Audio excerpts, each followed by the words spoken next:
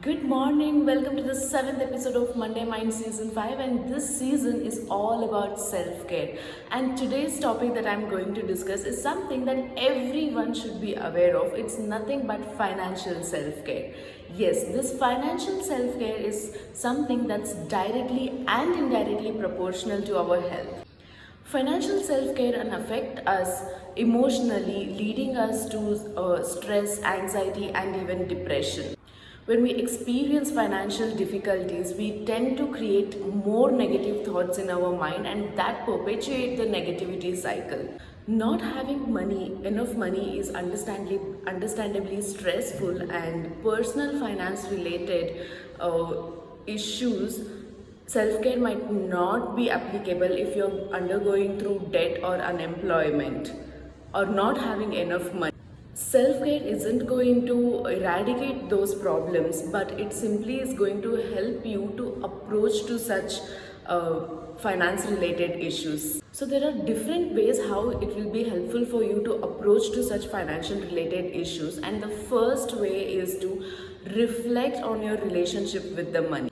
Just like how you have relationship with your parents or with your siblings or with your spouses, same ways you will be having relationship with your money as well. Just imagine if you're going to approach to your parents with some negative thoughts, what happens? Their reaction would be the same towards you, right? Same ways with the money as well. See, since your childhood, you would have grown up in an environment where your parents or your neighbors or your teachers, somebody would have put the seed into your mind about money, and you would have grown with that thought process, and that would be your relationship with money. So see that what is the seed that have been sowed in your mind about money. See, there are people who might have said to you that money is the root cause for all the sorrows. So you would be thinking money is something that creates only negativity, so you are not having a good relationship with money. Or you might have heard that money is the solution for all your problems. So what happens then? You will be actually having a thought in your mind that you should be earning more money, so that's the only way that solves all your problems. So right, so like this there might be like hundreds and thousands of thoughts you would be having in your mind, and that would be the relationship with your money. I'll give you a small instance. My mother is somebody who always told me since my childhood, this is something that was a very on a positive note, that whenever I feel that there is a crisis of money that's going to come in from somewhere or the other, I will be getting money. And this used to happen to her every single time, and I have seen that and I have grown with that thought process, and this is something that is repeated to me as well, right? So because that is the kind of relationship that I have with money. So if you're thinking that money is something that you will not be able to earn, it's difficult for me to earn, if you're growing up with that thought process, then that is something that you should be changing, and you should be thinking in a positive note that earning money is simple, and you do not have to put in lot of effort, but you only have to put in lot of mind or whatever the thing, but just keep that thought process on a positive note. So that solves lot of your problem. It simply is related to law of attraction as well. And the second way of financial self-care is to check your bank account on a regular basis. So this is something that most of the people do not do, but this is something that's really important, because that helps you to understand that how is your money coming, where is your money going, and what should be the next thing that you should be planning if you have if you are not having enough money, then how you should be planning out to earn more money, or if you are having more money, then how you should be utilizing that money.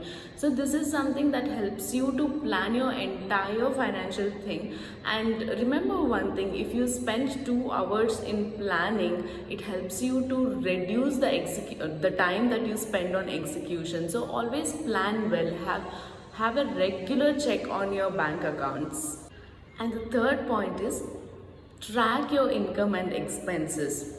So basically, this is the lifestyle of today's generation, that they spend more than they earn, right? And they do not even have a check on their income and expenses, that how much are they earning, how much they should be spending.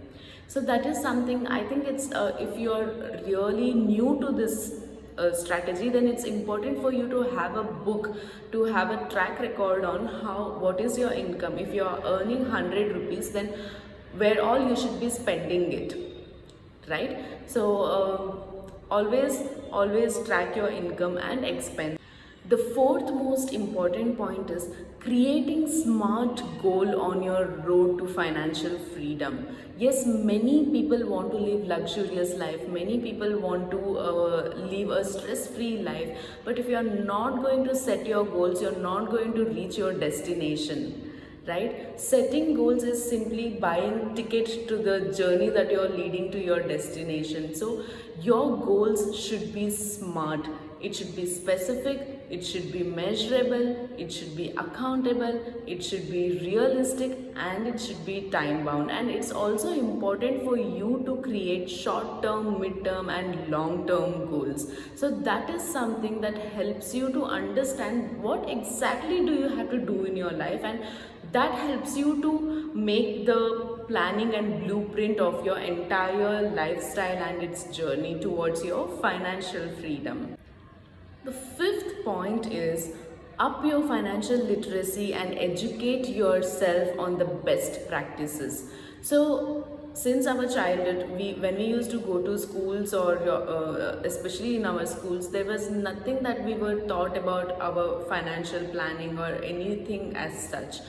But in today's generation, I think that is something that they are planning to implement in the schools as well, because that is something that helps you to have a better career, right? So it's important for you to have the right knowledge. It's important for you to be literate about your financial planning.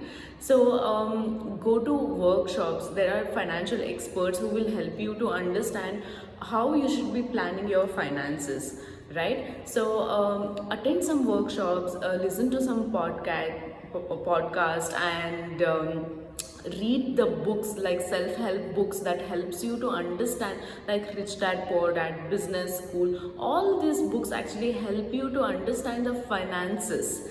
So do not just don't only stick on the accounts that you have learned in the colleges in the previous generations, but it's important for you to update yourself on the finances. Sixth point is prioritize your debt. So there are many banks in our country, and they give you loans and credit cards even if you don't ask. So it's okay to take all the loans and credit cards, but it's also important for you to know how to use it. Because there are certain times that you use credit cards and you do not know exactly how the interest grows, right? What is your principal amount, and for your loans, what is your principal amount? How much interest are you paying on every interval? So all these are the things that you should be thinking of, because when you have debt, it actually creates a lot of stress in your mind, because it's very stressful. You would have mortgaged something, or you do not have, like, after a certain point you might not be doing the work that you were doing, so there is a break on your financial the income. So always prioritize on paying back the debt that you have taken, because that actually reduces a lot of stress, and that helps you to also focus on something that is productive. The last and the most powerful point is creating your money blueprint. I'm so grateful that this is something that I learned in a very young age. I'm really grateful for that, for the person who has taught me regarding this money blueprint. So this money blueprint is nothing but planning your income in a right way. You should be planning how much should be your savings. You should be planning how much should be your expenses as in routine necessaries and expenditures that you should be spending for your groceries or for your house rents. This expenditures I'm talking about. The third thing is long-term expenditure. Long-term expenditure is maybe buying your phones or going on a small trip. All these are your long-term expenditures.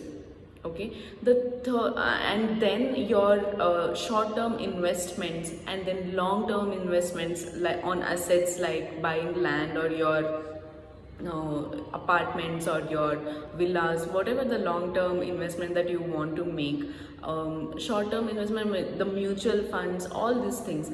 And then comes your charity and donations, how much you should be actually utilizing your money to help others, because that is something that I believe in, that what goes around comes around. So make sure that out of the income, spend at least 2 to 5% of your income to help somebody on at least on a year basis.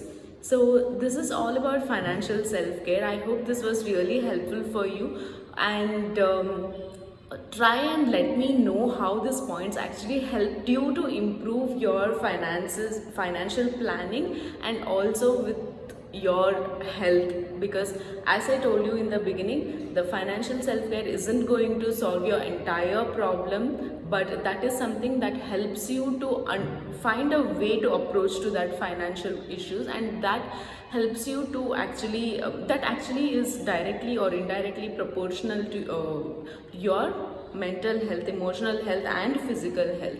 So make sure to know more about this and apply, and let me know how this was helpful for you and which point actually really helped you to boost your literacy on finances.